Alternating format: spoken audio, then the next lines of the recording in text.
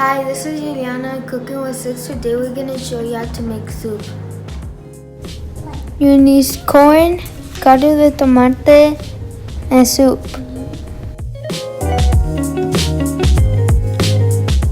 Heat up your pot with oil.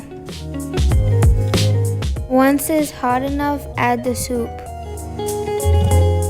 Stir it till golden brown. Once it's golden brown, add the water.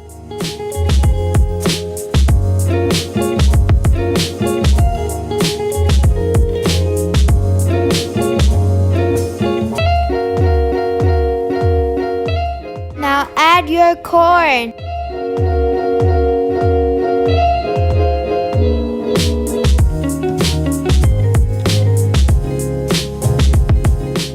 Now add your caldo de tomate.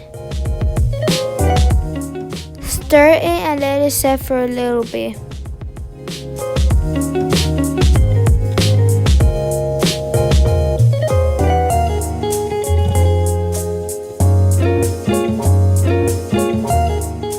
Thank you for watching this video. Make sure to subscribe, press the like button, and press the post notification if you want to see more videos.